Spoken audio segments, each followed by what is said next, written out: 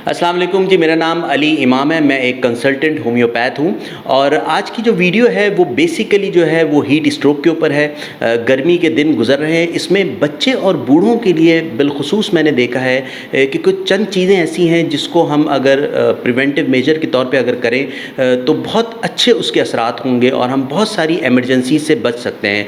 उसमें जो सबसे इम्पॉर्टेंट है और जो मेरा आज का जो मौजू है वो है सबसे पहले सर। जी हाँ, आपको अपने सर की बहुत हिफाजत करनी है, जिसके अंदर आपका जो सर का जो टॉप एरिया, वर्टेक्स एरिया और जो आपका जो नैप ऑफ नेक है, यानी कि जिसको हम गुद्दी कहते हैं, ये जब भी आप बाहर निकलें तो इसको कवर करके निकलें। अक्सर आपने देखा होगा कि लोग टॉवल होती है छोटी सी, उसको वेट करके आप गर्दन के पीछे डाल लें तो आपको स्ट्रोक से आप बच सकते हैं। कुछ टाइम्स हैं नाजरीन, जो वक्त हैं, औकात हैं, उसमें आपको अवॉइड करना चाहिए और वो ये है कि सुबह आप 6 से दिन के 11 बजे तक अपना काम जो है वो निपटा लें।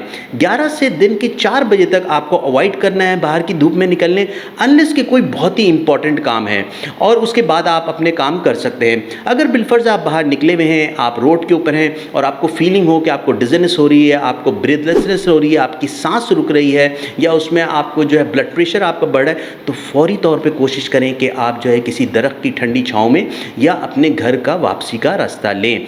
जो दूसरी सबसे इंपॉर्टेंट चीज़ जो मैंने अपने क्लिनिकल एक्सपीरियंस में और अपने दूसरी जगहों पे मैंने देखी, जो लोग गलती करते हैं कि बुज़ुर्गों को और बच्चों को गाड़ी में छोड़ के उतर जाते हैं और गाड़ी में एसी नहीं होता है। गाड़ी की जो हीट है वो शदीद जो है वो डैमेज करती है आपकी जो ओवरऑल इंटरनल हीट को, वो फौरी तौर पे आपका टेम्परेचर बढ़ता है। और अक्सर आपने लोगों को देखा होगा कि वो पैदल चल रहे हैं और वो अचानक से गिर पड़ते हैं। उसकी रीज़न ये होती है कि 37 डिग्री सेंटीग्रेड आपका इंटरनल टेम्परेचर है। जब आप पानी का इंटेक नहीं लेते हैं तो वो बढ़ना शुरू होता है। आपका जो दिमाग है उसमें जो ऑक्सीजन की सप्लाई है वो कम होती है और आप गिर पड़ते हैं और थोड़ी देर में अगर आपको इमरजेंसी ट्रीटमेंट फौरी तौर पे ना मिले तो मौत भी वाक़ई हो जाती है।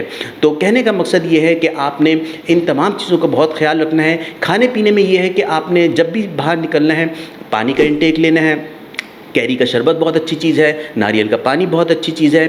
बाहर के खानों पे बहुत बड़ा ये क्रॉस है, बाहर के खाने को इन दिनों में शदीद अवॉइड करें, क्योंकि इससे डायरिया और इससे बहुत सारी चीज़ें ऐसी हो रही हैं जो आपके पेट के इन्फेक्शन का बायस बनती हैं, जिससे बहुत तादाद में आपका पानी जो है वो स्टूल के तहत के साथ निकल जाता है और आपको जो है वो डिहाइड्रेशन हो जाती है और आप अपनी कमज़ोरी की तरफ चले जाते हैं और फिर आपको इमरजेंसी में हॉस्पिटल में एडमिट करना पड़ता है।